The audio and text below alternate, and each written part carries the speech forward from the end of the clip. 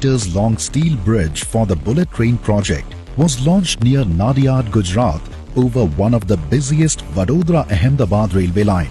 1,486 metric ton structural steel has been used in the main bridge.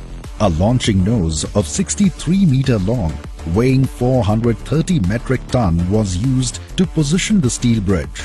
It is assembled at the height of 15.5 meter from the ground and will be positioned at 14.6 meter.